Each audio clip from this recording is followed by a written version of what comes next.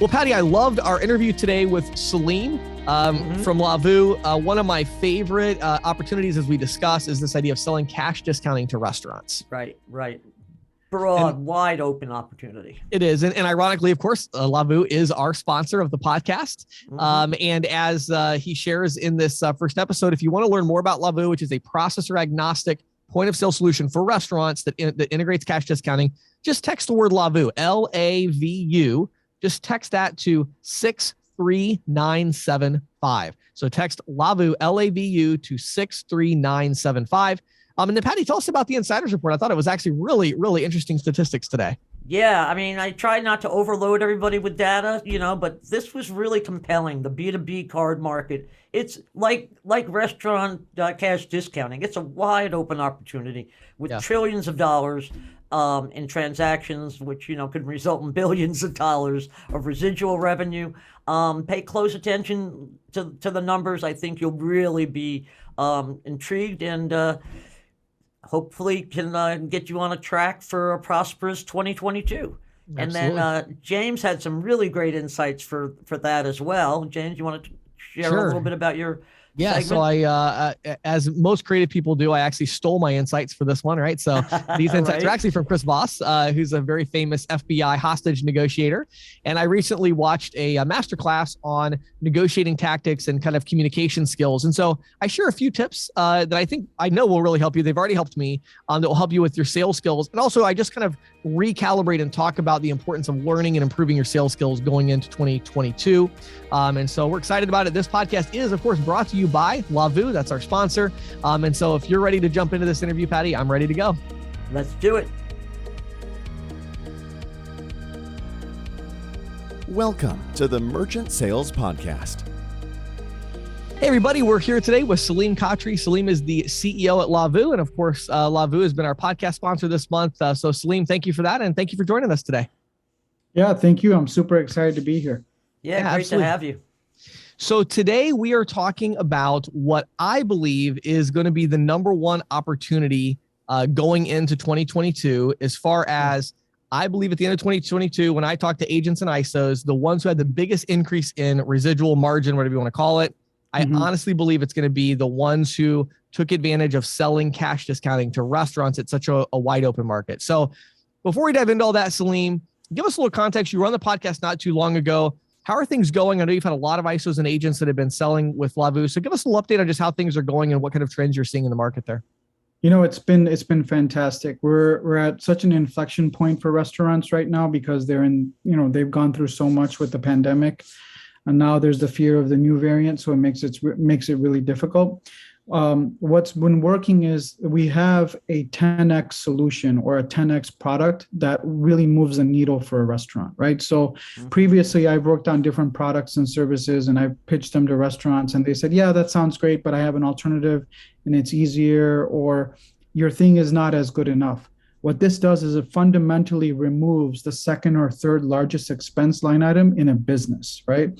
So James, if you came to me and said, Salim, I can remove your second or third largest business item expense for Lavoo, I'd say, well, yeah, let's talk, right? I'm definitely willing to listen. And so for that reason, it's just been an amazing journey so far. That's cool. Salim, I know that this is something that could vary by geography, but if you had to guess, what percentage of independent restaurants have already, implemented cash discounting? Is my sense is that it's a small percentage, but I'd really love your take on that. Yeah, I mean, I think I said in the previous podcast, it's this is a phenomenon that's going to be gradual and then it's going to be sudden, right? It's kind of like cryptocurrency in the sense that there were a lot of naysayers before. Right. I would say for Lavoo specifically, we have less than 5% penetration in the U.S.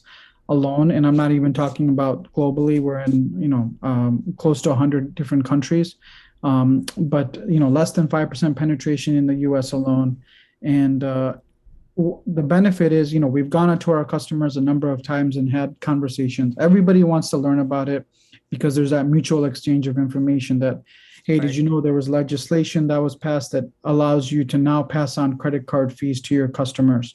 But, the sky's the limit. We're just scratching the surface right now. Right. Yeah, and so when we think about it, it's like, okay, we have Lavu has, less than 5% penetration in the US. I know of really two other point of sale systems that are even really going after this market at all, not to the extent that Lavu is. So it's going to be Yeah. less than 5% with them. Right. So, and it's not like all of your clients are doing cash discounting yet. So, Right. Right. I would be shocked if it was more than 3%, 4%, Yeah, that's how I'm thinking. right? Yeah. Of sit down restaurants Right. that are doing Total cash sit-down discounting. restaurants. Right. So then, Salim, let's look at the other side, and you just alluded to it. So we have a market where 97%, let's say, of the available prospects have not implemented the cash discount. So the question is, what percentage of those would be interested if approached? So when you look at your experience, I know you have talked to many restaurants through your team, et cetera. What's the interest level? The interest level is very high. I would say 9 out of 10 restaurants that we approach want to have a conversation, and then they kind of want to think about it. Right. Really, what's holding them back is, how is this going to impact my business? How is this going to impact my customer? Right. Or I don't want to do this to my customer. Right. Which is a lot of times counterintuitive to what's really happening, because they're charging 15% convenience fee, or they're charging a 30% increase on DoorDash meals. Right. So they're already kind of doing it. Right. We just have to walk them through and help them understand what's going on. But I would say 9 out of 10 people are going to be receptive to it. And this is very different than just saying, hey, I want to change your credit card processing, right? Sometimes when we talk to these folks and we talk about credit card processing, they're like, oh no, my cousin's my ISO, and I don't want to leave him. My best friend is my ISO, and I don't want to leave him. And there's no way you can beat his rates or beat her rates. And then we walk them through it. They're like, well, we can eliminate 99% of your fees, up to 99% of your fees. And they're like, wow, why hasn't this been explained to me before? And so that's where that paradigm shifts. And it would also strike me that, one of the things that restaurants are running into right now is, the cost of food is going up, and they're having to raise their prices. And I went to a restaurant last night and got something I often get, and it was like $3 more. Yeah. Right. Of course, I bought it because I really like that dish. Sure. But it strikes me that for a lot of restaurants, maybe they won't have to raise prices as much if they do something like cash discounting. Is that a positioning as well? Yeah. So when we're talking to restaurants, they're like, yeah, I'm just going to raise prices. And what I typically say is, look, if you raise prices, and James, this is from your coaching, right?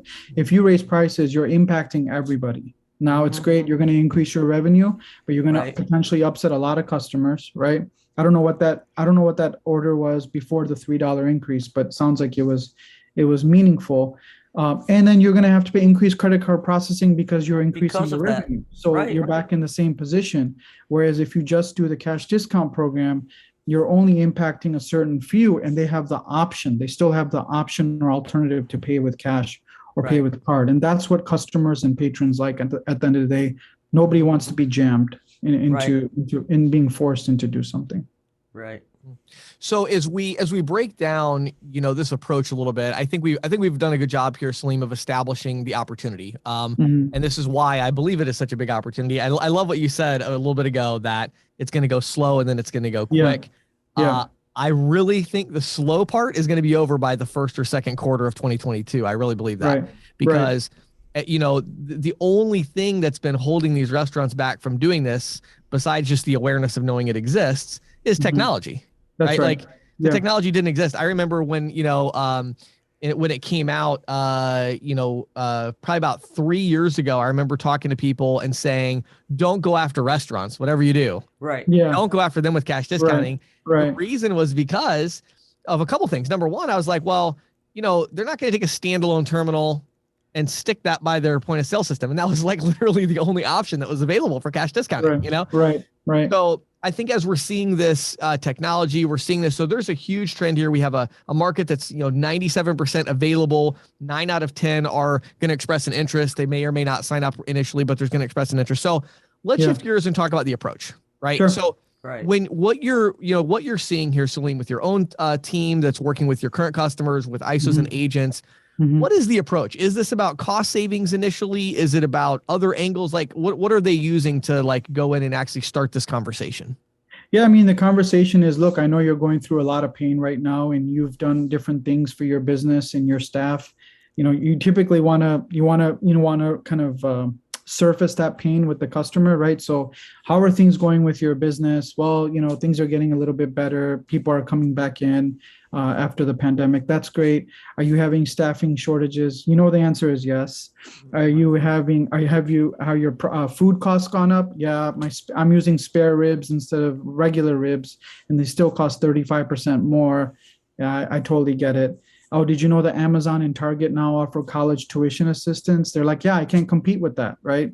There's a kid can go to Amazon or work from home and do work for AT&T in a much more comfortable sitting. So they're facing all of these different headwinds, right? So I say, look, I want to help you. I got this thing that we're talking to a handful of folks about. It's called the Cash Discount Program.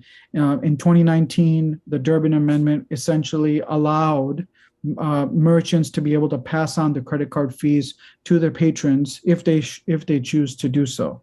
Okay, so now what that means is, oh, by the way, about how much are you doing in your credit card sales? Oh, I'm doing about $100,000 a month.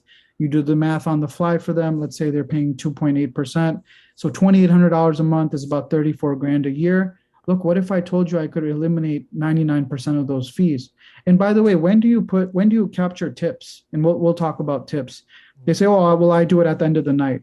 And that's your opportunity to say, well, I can't do 99%, but I can probably get rid of 80 to 85%.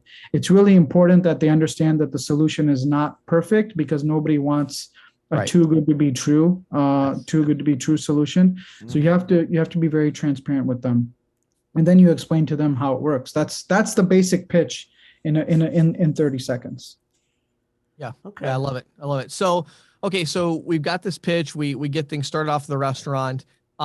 You mentioned one objection, which maybe is the only only primary one. Right. But maybe elaborate more on that. Are there other objections they're going to bring up besides the customer, or is that kind of the main focus of their hesitancy? Yeah, all objections are a different variant of what's going to happen to my business, which is what happens to my customer. Or if they say, I don't want to do that to my customer, that means my customer is going to get mad at me and not buy from me anymore. Right. Or my competitors are not doing it, which means my customer won't come to me. My customer will go to their competitor. So everything they say comes back to that one thing, which is, am I going to lose business? So when they say that, you say, look, there are a lot of studies out there that say 90% of the customers don't blink an eye. It's not an issue. And if they have a comment or a question, you basically say, look, due to the pandemic, we've decided not to impact all of our customers by raising all of our prices, and instead we're asking you to support us if you pay with a credit card by offsetting the fee. And people understand that we're all human beings, right? We all have the same issues. No matter how many zeros you have in your bank account, everybody has the same problems, right? So they're really empathetic. We also train our ISOs, we train the staff, and we train the owners. And that is probably the most critical thing you can do, is to give them a packet of digestible materials, nothing more than 3 to 5 pages, where they can just read through it and understand all the different forms of the concerns, which all come back to the same thing, but give them some ammunition on exactly what to say. And so we build that, and we're very transparent about that up front.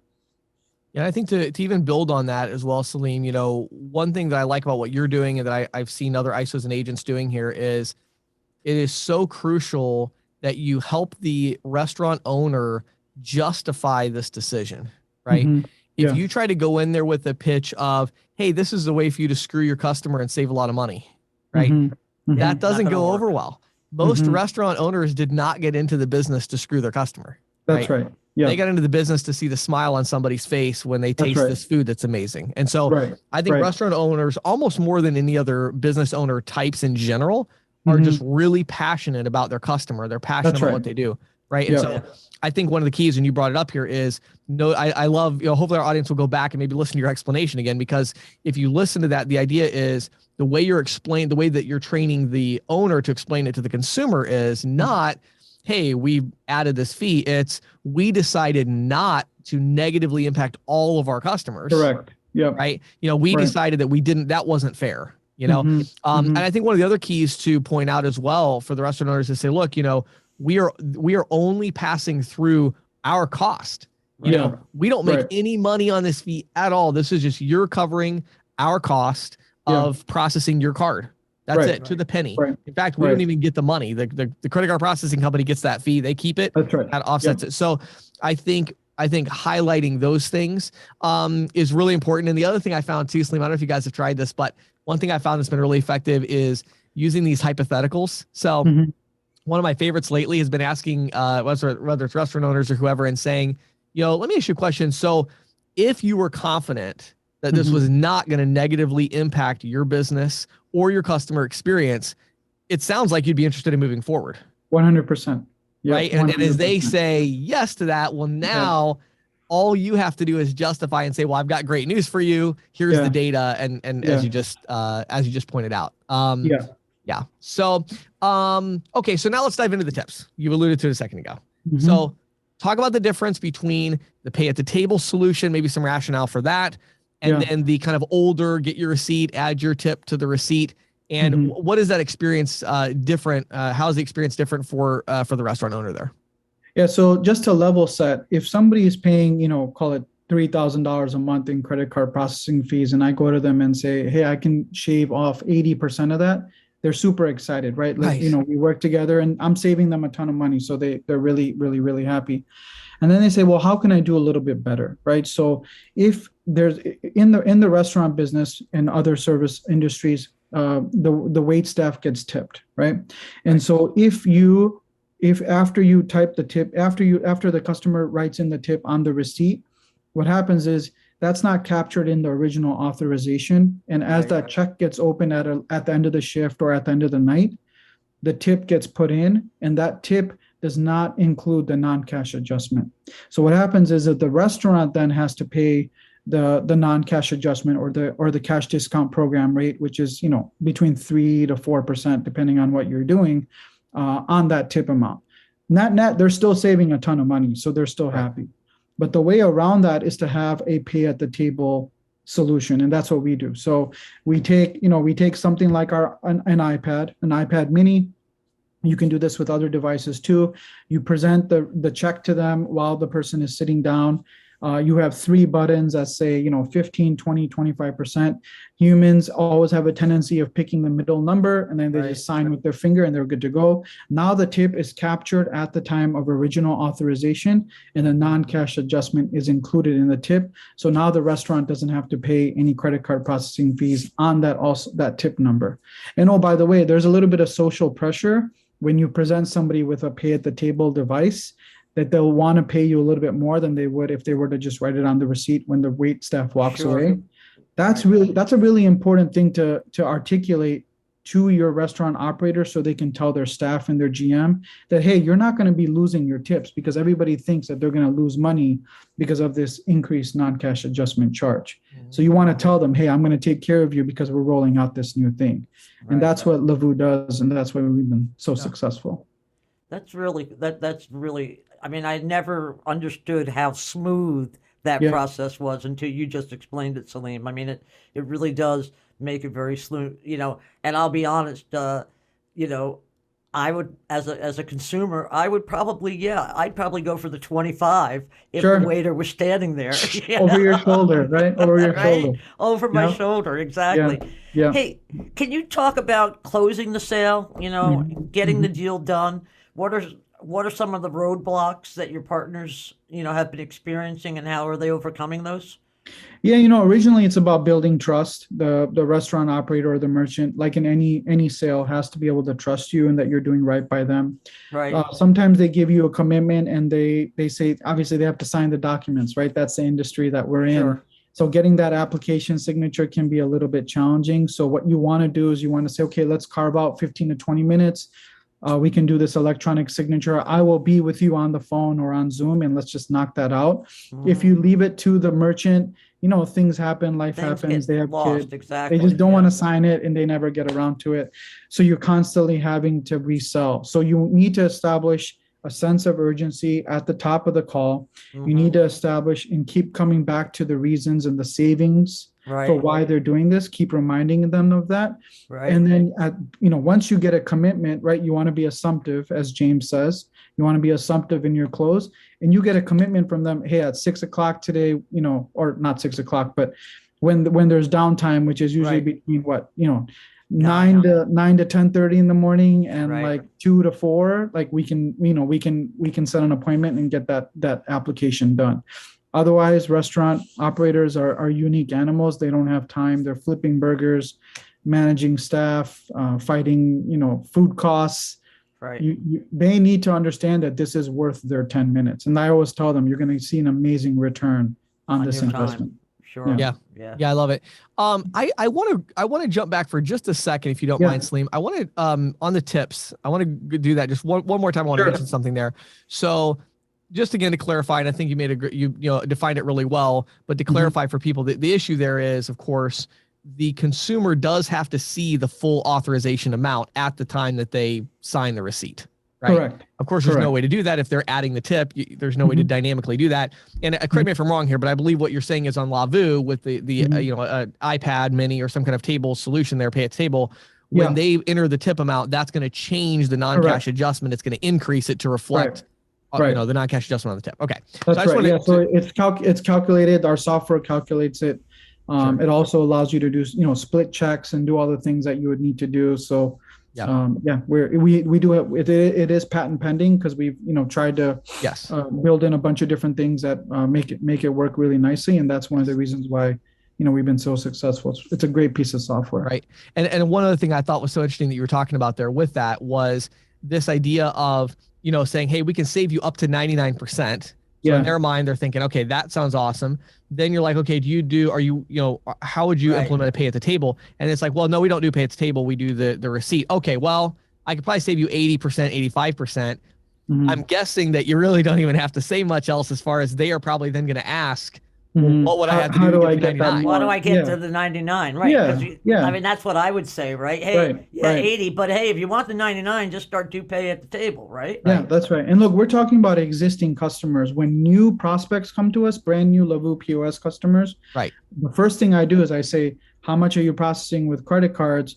What are you paying right now? And then I show them our savings with the CDP program. Right. And then I show them what the monthly, the one-time hardware is going to cost and the SaaS is going to cost. And it's always like, it's always a positive proposition, right? There's no way that people can beat us with this offer, and they absolutely love it. I have a gal who's out in New Hampshire, and they run a very large winery. And she literally called me and said, I think she processes $700,000 or $800,000 a month. So it's one of our larger accounts. Yeah. I will do anything for Lavu. We love you. Like, I will do anything because we just saved them so much money, right? Yeah. It's completely changed. When they're facing all of these issues, it's helped them so much. Well, and it's like a winery. They might only be running 7%, 8% profit margin. You just took them from 7 to 9. That's, that's huge. To 10. I mean, that's massive. So that locks in, right? That then there's further loyalty between you and the customer. That locks them into the solution. You're not as susceptible to another person walking into their store and trying to beat them by 10 basis points, right? Because that's what happens, right? So basically, Lavu, she loves you, right? That's right. Yeah. I think roses are red, violets are blue is somewhere in there. But there you go. So okay, last thing for me, Salim, and then I do want to mention a couple of links here and resources. But one of the other things that I want to just tie together that I think you'll agree with here. So you talked about the labor shortage, right? Have you found that restaurants are really receptive to this idea that two really awesome things that you could do with pay at the table is number one, increase tips, which you talked about already, right? So obviously if you're worried about losing staff, well, what if they were getting 20% greater tips? Yeah. That's going to help. And number two, what if instead of them feeling so rushed and stressed all day, they could dramatically increase table turn? Yes. Right. So I don't know, Salim, maybe you could talk about that a bit, how pay at the table, because there's not these extra trips and stuff. I mean, isn't it true that actually helps with table turns? It does. It not only helps with the tips, but it definitely helps with the table turns, because now what's happening is you have one or two wait staff members covering an entire section, right? So I was in Albuquerque 2 weeks ago, and I saw one guy managing the whole restaurant, and the restaurant operator who I just popped in to see was a Lavu customer. She's like, what do we do? And I was like, well, stop waiting. Just go and give them the iPad. They sign it, you pick it up, and then they walk out. Right. And then pretty soon we'll be launching QR code, payments. So Right, that on the receipt. no waiters or waitresses have to go and talk to them. It makes it even more seamless. The check automatically clears in the POS. The person can just walk out. Right. Most people don't want to hang around No. after they've ate and drink their coffee, right? They just want to leave, right? Right. I'm done. I'm out of here. I'm out of here, right? Patty has Right. stuff to do, so that's that Yeah. they just want to go. So Yeah. that's what we're trying to facilitate for both parties. Awesome. Well, Salim, I love this conversation. I love this opportunity. Let me just provide a link, and then I want to get some other information from you. So Yeah. I worked with Lavu, and I've been working with Lavu for months now. Mhm. But we worked together to create the ebook, the definitive ebook on how to sell cash discounting to restaurants. So Mhm. not the sexiest title, but you know exactly what's in it. It's how to It sell works. cash discounting to restaurants, right? Yep. So Yep. very excited about this ebook. There's so many things that I would love. We could talk for another 2 hours here about Yeah. prospecting restaurants. I personally sold hundreds of restaurants. I love restaurants. I think they're fantastic to sell. The big challenge was always overcoming the idea of like, oh, you need a new point of sale system. Mhm. Well, with Lavu, it's like, well, you need a few iPads and you're going to get a free Yeah. reader. And Right. by the way, I'm going to save you $3,000 a month. It all of a sudden doesn't become too difficult. So, Right. I think that's really cool. So we've just gone through, there's tons of prospecting tips in there, how-to information. We dive a lot deeper into the tips and all of that, the pay at the table stuff. Yeah. So you can find that one if you go to ccsalespro.com/Lavu, LAVU, all lowercase, Yeah. ccsalespro.com/Lavu, LAVU. And then Salim, for those that want to just reach out and learn more about, and again, we didn't talk about it on this episode, but maybe touch on that you're processor agnostic, talk about Yeah. that a little bit, and then tell them where can they go to learn more about the opportunity. Absolutely. So we know most ISO agents have their preferred processor, right? But our philosophy is why not add another tool to your belt or your bag? And so, Right, as you said, we are processor agnostic, and we love working with agents and ISOs to develop the best opportunities for their merchants. So in doing this, we've created the Lavu Pay Partnership Agent Program with amazing buy rates and a very competitive Schedule A. Working with these restaurants can even be more profitable because you get CDP and there's no charge to these ISOs in order to use it. And our residuals are fantastic. So we have this new thing. What I want you guys to do is text Lavu, L-A-V-U, to the number 63975. Again, text Lavu, which is L-A-V-U, to the number 63975, straight from your cell phone or mobile phone, and we'll add you to our list and we'll send you information to get going. Super Excellent. easy to turn this on and get rolling. We'd love to help you. Awesome. And so I think if I heard you correctly there, Salim, there's maybe two different opportunities. You have the idea that they could even potentially do the processing through Lavu with aggressive Yeah. Schedule A's, or Yes. you have the processor agnostic. If they want to use Correct. their own processor, they could just sell the Yep. point of sale and integrate with their processing. Yeah. So Right. you can just text Lavu to 63975, or you can go to lavu.com and just drop in your name and email over there, and one of our members will get in touch with you to basically walk you through whatever program you want. But the main thing is we want to partner with ISOs because they're feet on the street and they have these relationships, and we want to empower them with this amazing software and technology that we've built alongside you. Awesome. Excellent. Great stuff. Great stuff. Salim, thanks so much for taking the time, as always, to share with our audience. Thanks for being the podcast sponsor this month. And I know a lot of our audience is going to be reaching out, and hopefully we're going to be getting emails. I love getting emails towards the end of the year of, hey, last year you said if I did this, I'd increase my residuals. So hopefully we're going to be getting those emails at the end of 2022 saying, I went with Lavu, I signed up 50 restaurants, my residuals increased by 20,000 a month or whatever. And I do think we'll be getting those emails. So I'm excited about it. The sky's the limit. We want to help everybody. We want to help restaurant operators, and we want to help these ISOs make more money. So Patty, one of the things I love about Lavu is that it is an iPad point of sale solution. Yes. Now, Right. they do have several different hardware options, but this idea of the iPad, I'll tell you what, and I was just talking to my wife, Christine, about it this morning because we wanted to get Donnie, and since this is going to air after Christmas, I can say this. We wanted to get Donnie for Christmas an iPad. And, it used to be like, I have like an iPad Pro and it's, very expensive. Right. But you can go on Amazon and you can buy a nice iPad for a couple $100. Right. Right. 'Cause you can Actually, go- I was looking at some for some of the kids on my Christmas list too. Right. Yeah. You're very 2 affordable. years old, 3 years Yeah. old even, and they're really fine for something like a Lavu, where it's like literally all you're running is this one app that's mostly in the cloud. You don't have to, so it's actually very inexpensive. Lavu provides the free card reader. So you get the card reader for free. Then you just have to buy the iPad stand, which again is just extremely cost effective nowadays. to get Right. that. And it really, one of the things I love about it is, when you're implementing pay at the table, it can be a little overwhelming. Sometimes a lot of these point of sale systems, frankly, they're not great at integrating their pay at the table device with their main system. Right. They Yeah. have to set it up Clunky. and they have to program it, whereas with an iPad system, literally you download the Lavu app and you log in on the new iPad. Right. And it just And adds it as everything, another you're good to device. go. Right. There's like nothing you have to do. It's like you're logging in, everything is through the cloud. And so I love the kind of simplicity of that. A lot of these restaurants will love the idea of having even getting something like an iPod, or maybe maybe they have, like, if you're like me, I have 3 iPhones at my house right now that are not going to be ever used again. Right. That I paid all this money for, but I keep upgrading. And every year now I have an iPhone 10, I have an iPhone 11, and I have an iPhone 12. And now I have an iPhone 13 that I use.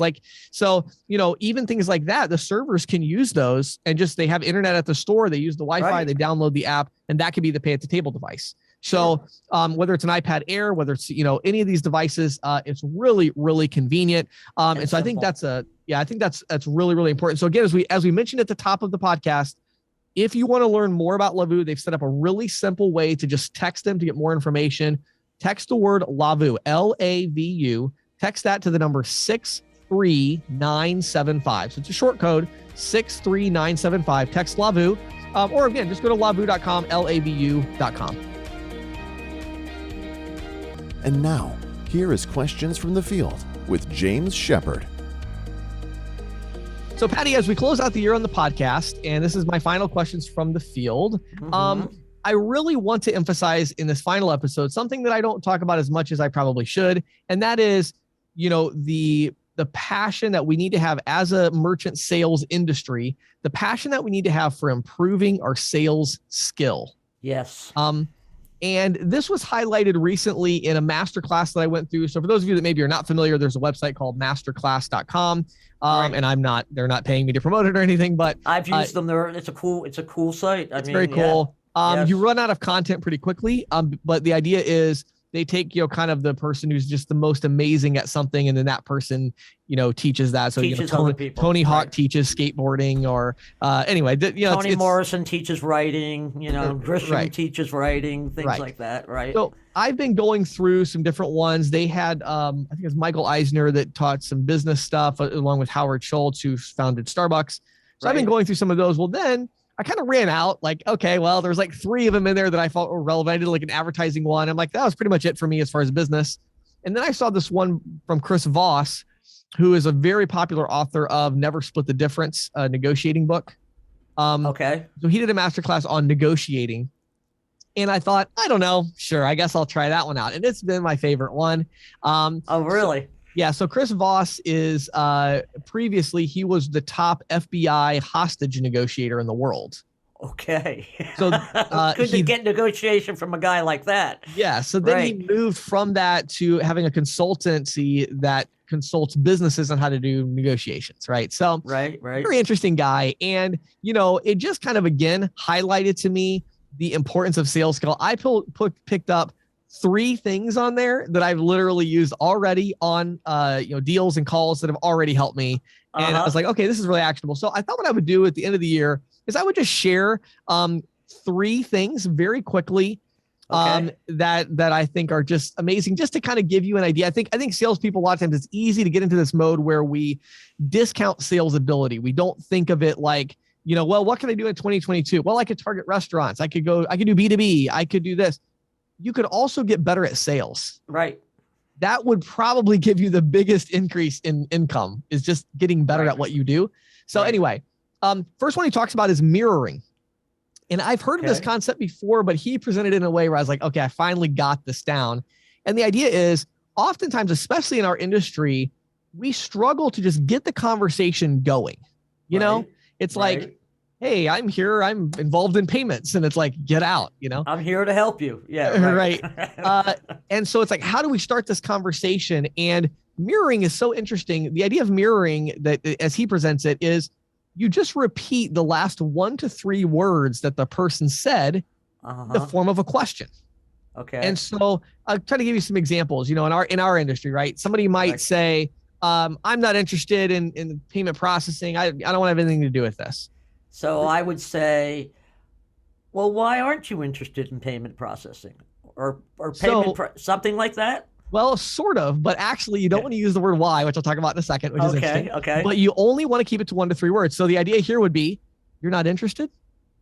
Oh, Very simple, right? Gotcha. But when you say that you're not interested, what it does is it makes the person give you more information. So they'll say, no, we've had a lot of bad experiences in the past. Bad experiences in the past. Well, yeah, our last processing company, they put this terminal in, the terminal died, and we had all kinds of issues. We never could get our money. You couldn't get your money. No, we couldn't. And so this mirroring is so simple. And I picked up on it instantly. I watched and it keeps them engaged. It does. And I've had several conversations since then, and no one notices that you're doing it. He actually tells a funny story about a friend of his that went to this weekend yoga retreat with his wife. And he wasn't really wanting to go to this thing. He wasn't really that into yoga. And so he told his wife he was going to use it as an experiment time. And he said, all I'm going to do the entire weekend is mirror. It's all I'm going to do. I'm not going to have any conversations. I'm just going to mirror everybody. And by the end of the weekend, one after another, all of her friends came up to her and said, your husband is the most interesting man I've ever met. Please bring him back every time. And literally he said, no one actually knew anything about him. He never said anything about himself the entire weekend. All he did was say, they would say, oh, I'm loving this event, this event. Oh yeah, I love this event. The food's fantastic. The food? Oh yeah, the food's, and all he did was mirror the whole weekend, and everybody loved it. So that's mirroring. So try that. Number 2 is labeling. Labeling is where you label an emotion. So this came from a study that was done where they put people in a machine where they can monitor the electrical activity in the brain. And I won't get into all the details, but in the amygdala is where you can see all the negative emotional reactions and things like that. It's very cool research. I read a lot about that myself, the neural. Well, what they did was they showed these people an image that was something that was violent or negative, something that would, induce this negative emotion. And then they just asked the people, what are you feeling? And when people would label their emotion, I'm feeling sad, I'm feeling upset, I'm feeling angry, it would instantly decrease the negative emotion. So by labeling it, it causes you to take a step back. And right. I mean, I've learned that as well. Yeah, when you have a negative emotion, you name it and it takes some of the power out of that. It does, yes. Right. So how we can use that in the sales realm is on the negative side is, someone is, giving you a really hard time. Maybe you're on a follow-up visit or even a customer, an existing customer, and you just say, it seems like you're upset. I feel like this is making you really angry. Right. And by labeling it, a lot of times they will come back and it makes them stop and think, am I angry? And then they'll say, well, I'm not really angry. I just, I just have, and then you use mirroring, right? So you get more information. So I'm not really angry. I just feel like, you're dropping the ball. Dropping the ball? I'm dropping the ball. And so you get the idea. So you back and forth, so you label the emotion. The positive emotions, also, when you label a positive emotion, it actually reinforces it. Yeah, right. So people are showing an interest, and they're looking at this point of sale system and they like the feature, and you say, it seems like you really reacted positively to that feature. And they'll say, yes, I did because of da, da, da, da, da. And now that makes them think, yeah, I did react positively. It seems like this is something you're really considering. I am really considering. You're really interested in. Yeah. So you're you're labeling it. So it seems like, it feels like, it sounds like, and you're labeling it. Finally, the last one I thought was one of the most interesting ones that I have really challenged me. I'm trying to work this out of my language. I love that there's certain words you never want to say, so in sales, you never want to say the word contract. That's never, there's the paperwork, there's words like that. One of the words I never knew was the word why. So it turns out that since the time we were 2 years old, basically every human, every time they did something stupid, they dropped the cup, they knocked something off the table, every adult has said to us, why did you do that? Right. And what that's done is it's made us to where the word why is a word that we look at as an adversarial. Up, Yeah, like why did you do that? Why are you concerned about that? Why is this an issue? People don't like that. It's actually accusatory, and I didn't realize that. And I never realized that either, actually. Yeah. And it's interesting because I know when you have kids, I've had like dozens of nieces and nephews and they always go through that age where everything is why, Right. right? Why Yes. can't I do this? Right. Why is that blue? You Right. know? So either It way, makes you aggravated, right? it I mean, does. it Yes. gets you aggravated, even if it's your own kid. After a while, you're like, enough of the whys, right? Right. Exactly. But I see what you're saying. It's been conditioned in our brain since we were very young, Right. and therefore it's a very negative Right. connotation. Yeah. So in the masterclass, he talks about replacing that with how and what. And so the idea would be, instead of saying why is this a problem for you, you could say, how could I make this better? Right. What can I do to improve this? Right. Can you explain your concern to me? So not saying why, but replacing it. So anyway, Very all that to good. say, my two purposes with this particular little segment was, number one, I did want to give you a few practical things you could try going into the year. I'm telling you, the mirroring thing is fantastic. I did that already on several conversations, and I was blown away by people who normally I'm not the most I can be personable when I need to. It's not my default state. This would give me a great tactic to get people to really open up personally. I'm kind of an all business guy. Let's talk business. And a lot of times I need people to open up more and things like that. And so that really helped me. The mirroring was fantastic. So the next time you're on a call with me, anyone listening, you may hear me mirroring you. You may notice it or you may not, but hey, I'm doing it out of love. I just want to know more about you. And I wanted you to get some tactics, but secondly, again, I wanted to just point out the power of learning these things, learning your craft. Just yesterday, I did a consulting call with a guy who we were talking about a very large multi-million-dollar private equity acquisition of his company. And, I was able to, I think, add a lot of value. I guess I got an email from him this morning thanking me for what, we had talked about. And that's because last year I read several books on how private equity works, because I'm seeing private equity is playing a big role in our industry now. Sure. And so I read several books about that. So, take time, especially, the industry does kind of slow down December, January a bit. Take some time, read some books, go through some programs, whether it's a masterclass program or whatever, go through some programs and really start to learn and improve your skill, work on new things, and just make a commitment that you're going to become a better communicator, a better closer, a better salesperson, throughout the year. And I think it'll really, really serve you well as you go into 2022. Oh, great advice, James. Thanks. This is the Insider's Report with Patty Murphy. Well, James, we talked about Salim and talked about how cash discounting is going to be a big deal, especially for restaurants this year. I wanted to touch on something else that I don't necessarily think it's going to be a big deal, but could be a big deal and could be a residual windfall, and that's B2B card payments. Oh my, yeah, for sure. And we've talked about this a few times on the podcast, most notably with Roger McNamara at Guide to Interchange.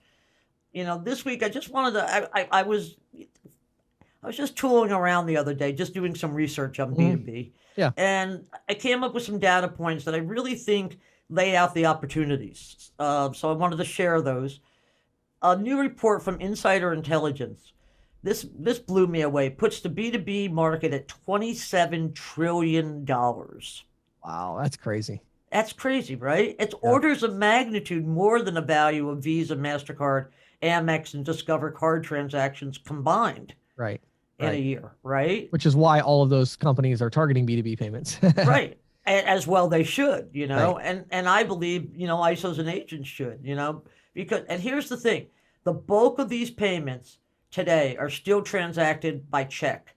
Of that 27 trillion, 12 trillion this year are expected to be made by check. ACH comes in second with 11 trillion. So there you already have like 33 trillion. Yeah. Now, the thing I want to, and wire transfers, of course, and cards are, down there in the single digits, Right. 3 trillion and about 2 trillion. But, here's something when I was doing this, it really jumped out at me. And that was when the ACH was created back in the late 1960s, early 70s, it was created specifically to displace checks. Now, admittedly, we probably had, if we hadn't had ACH, we probably would have had 23 trillion in checks. Right. But there's still a lot that the ACH is just not handling of these check payments. Right. And, check usage comes at an especially high price tag when you factor in all the steps and the paper flows. I came across an analysis by MasterCard that suggests savings companies globally could save $1.3 billion a year if they just shifted 10% of their checks to electronic payments. Well, and the other thing I would say about this too is a couple things. I mean, number one, ask any business, ask their accounts receivable department how much they enjoy when someone says, I'm sending a check. Yeah, right? Like Yeah. it's literally probably one of the most well-known statements, negative statements, is the check is in the mail, which everyone knows means Right? it's not. It's not. Yeah. So I think that's exactly. important. Yeah. And then, here was another, this MasterCard survey, which, they sort of surveyed corporate people, and they found that satisfaction with using credit cards for B2B was on par with satisfaction using checks. 2/3 said they really like checks. 2/3 said they really like credit cards. Right. And that's on the payment side. On the receive side, credit cards obviously beat out checks, 63 to 60%. Why did they beat them out? You mean just because you get it faster, or what do you mean? Because you get it faster. Oh, okay. All right. Sure. And that's why they like receiving. But I'm actually kind of surprised by that number a little bit, because I think the perception in the industry, at least, is that, the cost is higher for accepting credit cards versus checks. But you're saying that this data you looked at is that B2B businesses, right. They actually, on the receiving side, right, they actually preferred the credit card payments versus the checks. Right. And Really? in fact, wow. When they asked what are some of the reasons that they don't like receiving credit card payments, Yeah. just 20% cited costs. Really? Yeah. Wow. That number really jumped out at me, And think about it though, James, especially with the mail being mucked up for the last year and a half. Yeah. I mean, it's funny, I was joking around with somebody here at the house the other day. I don't go to the mailbox anymore because Right. I converted all of my clients to either ACH or credit cards. Yeah. And, Okay. I used to go to the mailbox all the time because, hey, maybe that check is here today, which it was always going to I had somebody paying me with check last year, and one of the checks took a month to get here. Yeah. Yeah. Well, that's a lot of cost. That's a lot of opportunity It is. cost right there. Yeah, it is. So anyway, I came up with a few other data points I wanted to share from payments.com. And one of these I think really kind of dovetails with our interview with Salim today. According to the Small Business Administration, about 67% of bars and restaurants are SMBs, right? Right. And Payments did a survey and found 90% of SMB restaurant operators want access to more B2B payment options. So, Wow. it struck me when we were talking to Salim that, all these restaurants, you can save them a lot of money Right. by selling cash discounting.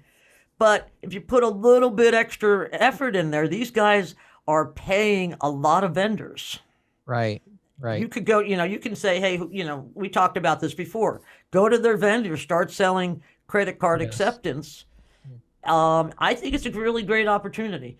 I A love couple that. other things. Another stat that really jumped out at me, 57% of SMBs collected late B2B payments in 2020. Late payments. Okay. All right. Okay. Yep. And 17% of those were more than a month late. Another interesting stat: 67% of B2B buyers have switched to vendors who have more, quote, consumer-like purchasing and payment experiences. And there I think we're getting into, you and I talk about this generational shift all the time, right? I Right. mean, I'm of one Right. generation, you're of another.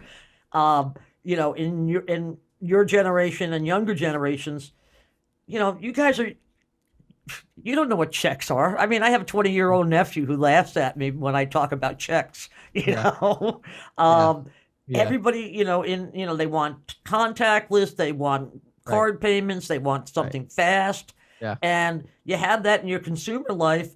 And for a lot of these people, they don't have it in their business life, and they're Yeah. demanding it. So Yeah. My whole thing is, the potential payoff and from a residual standpoint can be significant. Yeah. And from an ISO and agent perspective, it may not be a fast sale, but I think it could be, something that as you're planning for 2022, you might just want to look into doing some B2B.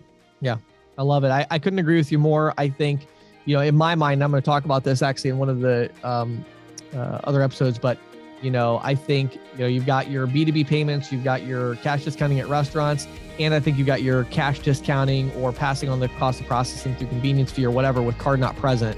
Right. I think those are kind of the three where there's a lot of open road in front of our industry, and I love the data that you gave. I'm actually really surprised by some of those data points. They're very encouraging.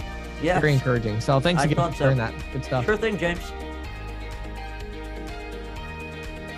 Thank you for listening to the Merchant Sales Podcast.